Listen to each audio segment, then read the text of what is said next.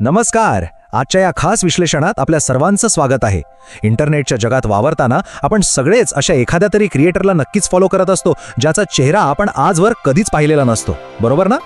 पण तुम्हाला माहिती आहे का, या पडद्यामागच्या लोकांसाठी आपला खरा चेहरा पहिल्यांदाच जगासमोर आणणं हा किती मोठा मानसिक संघर्ष असतो. म्हणजे ज्या प्रेक्षकांनी त्यांच्या आवाजाशी इतकं घट्ट नातं जोडलंय, त्यांच्यासमोर अचानक आपली खरी ओळख आणताना त्यांना अक्षरशः धडकी भरते. तर मंडळी, आज आपण याच रंजक द्विधा मनस्थितीच्या खोलात जाणार आहोत. यामागे नक्की कोणता मानसशास्त्र दडलंय ते आज आपण उलगडून पाहूया.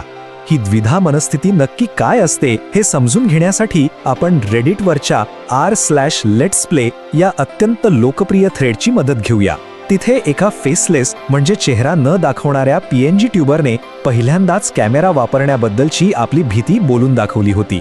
आता PNG ट्यूबर म्हणजे कोण? तर असा क्रिएटर जो व्हिडिओमध्ये स्वतःचा खरा चेहरा न दाखवता एखाद्या डिजिटल चित्राचा किंवा अवताराचा वापर करतो. आता जरा विचार करून बघा, वर्षानुवर्षे फक्त एका चित्राच्या आणि आवाजाच्या माध्यमातून लाखो लोकांशी संवाद साधायचा आणि अचानक एक दिवस आपला खरा चेहरा कॅमेऱ्यासमोर आणायचा, हे किती प्रचंड दडपण आणणारं असू शकतं, नाही का?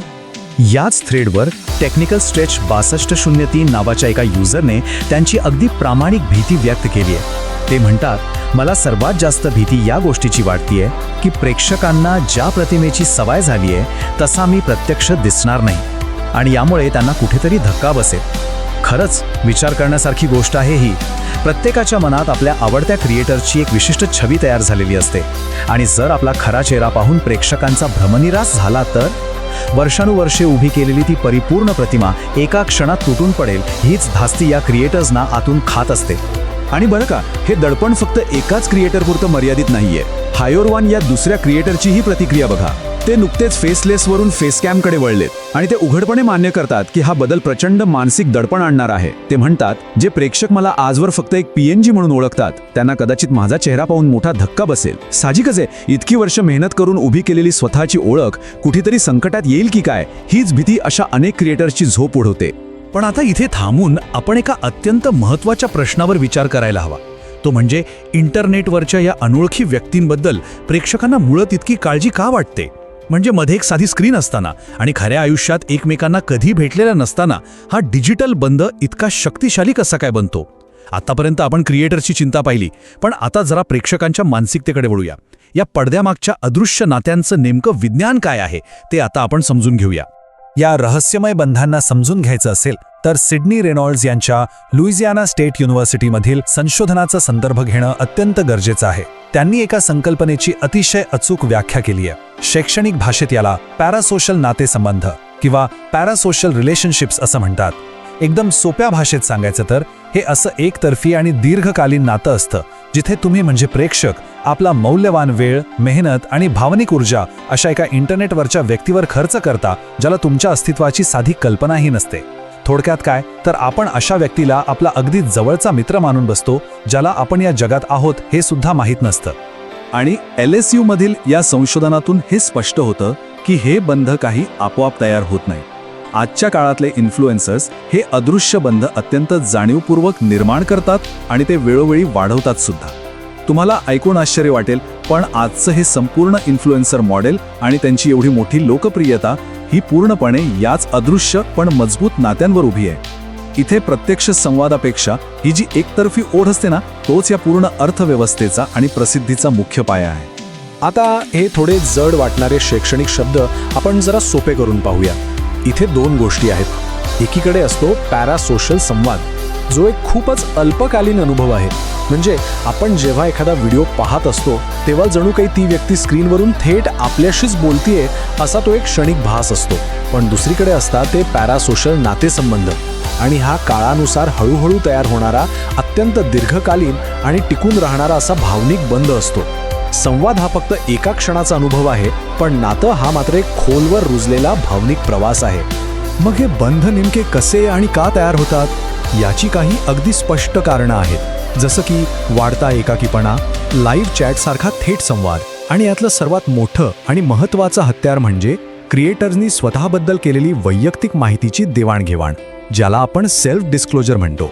जरा विचार करा, जेव्हा एखाद्या क्रिएटर आपला एखादा वाईट दिवस कसा गेला हे अगदी मोकळेपणाने सांगतो किंवा लहानपणीची एखादी खूपच वैयक्तिक आणि भावनिक आठवण शेअर करतो, तेव्हा प्रेक्षकांसाठी ते एका शक्तिशाली चुंबकासारखं काम करतं. या गोष्टींमुळे प्रेक्षकांना अगदी असं वाटू लागतं की जणू त्यांच्या एखाद्या जिवलग मित्रानेच त्यांच्याजवळ आपलं मन मोकळं केलंय.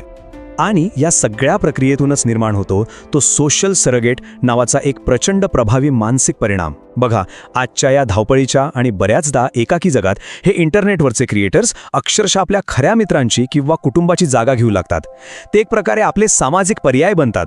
ज्यावेळी एखाद्या व्यक्तीला खऱ्या आयुष्यात भावनिक आधाराची नितांत गरज असते, तेव्हा एखाद्या आवडत्या क्रिएटरच्या नवीन व्हिडिओचं साधन नोटिफिकेशनसुद्धा एखाद्या जिवलग मित्राच्या मेसेज इतकंच आनंद आणि आधार देणारं वाटू शकतं. आणि यातली सर्वात मोठी गोम म्हणजे आपण हा भावनिक आधार या व्हिडिओमधून शोधतोय याची अनेकदा प्रेक्षकांना साधी जाणीवही नसते. प्रेक्षक या क्रिएटर्सची नक्की कोणत्या पातळीवर जाऊन जोडले जातात हे आपण आणखी थोडं बारकाईने पाहूया. इथे 2 खूप महत्त्वाच्या संकल्पना आहेत. पहिली आहे आयडेंटिफिकेशन, म्हणजे स्क्रीनवर ज्या काही घटना घडत आहेत त्या अगदी आपल्यासोबत घडत आहेत असा सखोल अनुभव घेणं. पण दुसरी जी संकल्पना आहे विशफुल आयडेंटिफिकेशन, ती याहूनही खूप रंजक आणि शक्तिशाली आहे. यात काय होतं तर प्रेक्षकांना अगदी त्या मीडिया व्यक्तिमत्वासारखं बनायची आणि तसंच वागायची एक तीव्र इच्छा असते. उदाहरण द्यायचं तर आयडेंटिफिकेशन म्हणजे असं म्हणणं की त्याला काय वाटतंय ते मला पूर्णपणे समजतंय, पण विशफुल आयडेंटिफिकेशन म्हणजे मला हुबेहूब त्याच्यासारखंच बनायचंय. ही फक्त एक ओळख नसते, तर ती एक अतिशय प्रबळ आकांक्षा असते. मग इथे साहजिकच एक अत्यंत महत्त्वाचा प्रश्न उभा राहतो. खऱ्या आयुष्यात आपण अशाच लोकांसोबत राहायला पसंती देतो जे आपल्यासारखेच असतात, बरोबर ना? मानसशास्त्रामध्ये याला होमोफिलीचा सिद्धांत म्हणतात. म्हणजे लोक अशाच व्यक्तींशी जास्त लवकर जोडले जातात ज्यांचा दृष्टिकोन, सांस्कृतिक पार्श्वभूमी किंवा राहणीमान त्यांच्यासारखंच असतं. पण खऱ्या आयुष्यातला हाच नियम खरोखर या डिजिटल आणि आभासी जगालाही लागू होतो का? इंटरनेटवरची नातीसुद्धा याच आधारावर बनतात का? काय वाटतं तुम्हाला? तर LSUच्या या अभ्यासातून समोर आलेले हे सत्य खरोखरच धक्कादायक आहे. या डिजिटल जगात होमोफिलीचा प्रभाव प्रत्यक्षात खूपच नगण्य आहे. हा मानसशास्त्रातला एक खूप मोठा खुलासा आहे. इंटरनेटवर प्रेक्षकांना आपल्यासारखं कोण आहे यापेक्षा आपल्याला कोणासारखं बनायचं आहे याची जास्त पर्वा असते. पार्श्वभूमी, संस्कृती किंवा विचारांमधल्या समानतेपेक्षा त्या क्रिएटरसारखं बनण्याची म्हणजेच विशफुल आयडेंटिफिकेशनची त्यांची ती तीव्र आकांक्षाच या नात्याचा खरा पाया ठरते. थोडक्यात सांगायचं तर इथे आकांक्षा ही समानतेपेक्षा कितीतरी मोठी ताकद आहे हेच यातून सिद्ध होतं. आता या सगळ्या शैक्षणिक सिद्धांतांकडून आपण पुन्हा एकदा रेडिटवरच्या त्या क्रिएटर्सच्या मूळ प्रश्नाकडे येऊया. इथे JZ84 या क्रिएटरचा अनुभव खूप काही सांगून जाणार आहे. त्यांनी असं नमूद केलंय की जेव्हा मी पहिल्यांदा कॅमेरासमोर आलो तेव्हा माझा आवाज आणि भावना व्यक्त करण्याची पद्धत पूर्णपणे बदललेली होती. असं का बरं होतं? कारण जेव्हा क्रिएटर आपला खरा चेहरा वापरतो तेव्हा तो अगदी नैसर्गिकरित्या आपले हात हलवतो, चेहऱ्यावर स्मितहास्य आणतो आणि डोळ्यांतून संवाद साधतो. या छोट्या छोट्या मानवी हालचाली थेट प्रेक्षकांच्या हृदयाला भिडतात आणि त्यांच्यातलं ते भावनिक कनेक्शन अनेक पटीने वाढवतात. आणि म्हणूनच फेस कॅमचा वापर करणं हे केवळ एक प्रकारचं दडपण नसून ते एक अफाट स्वातंत्र्य सुद्धा आहे. चांगला प्रकाश आणि एका साध्या फोनच्या कॅमेराच्या मदतीने क्रिएटर्स व्लॉगिंग, अनबॉक्सिंग आणि रिॲक्शन्स यासारख्या नवीन विश्वात अगदी सहज प्रवेश करू शकतात. विचार करा ना, एखादा नवीन फोन अनबॉक्स करताना क्रिएटरच्या चेहऱ्यावरचा तो खराखुरा आनंद आणि आश्चर्य जर तुम्हाला दिसलंच नाही तर त्या व्हिडिओची सगळी मजाच निघून जाईल, नाही का? फेस कॅममुळे क्रिएटर्सना त्यांच्या खऱ्या भावना व्यक्त करण्याची एक उत्तम संधी मिळते, जी प्रेक्षकांनाही हवी असते आणि ज्यामुळे हे पॅरासोशल नातं आणखी दृढ होतं.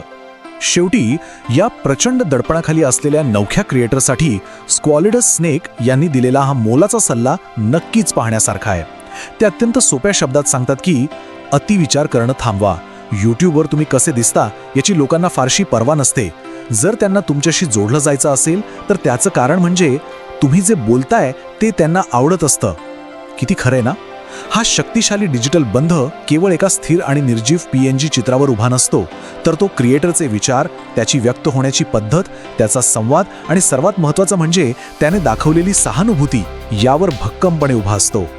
या सर्व मानवी भावना आणि डिजिटल नात्यांचं सखोल विश्लेषण पाहिल्यानंतर एक शेवटचा प्रश्न आपल्या सर्वांनाच नक्की विचार करायला लावणार आहे. सध्या तुमच्या स्वतःच्या स्क्रीनच्या पलीकडे असलेले तुमचे सोशल सरोगेट्स नक्की कोण आहेत?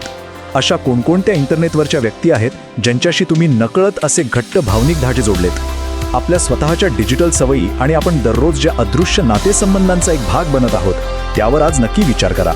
कारण शेवटी आपण सगळेच या आधुनिक डिजिटल युगात याच अदृश्य पण अतिशय शक्तिशाली मानवी बंधनचा कुठेतरी अनुभव घेत आहोत हे नक्की.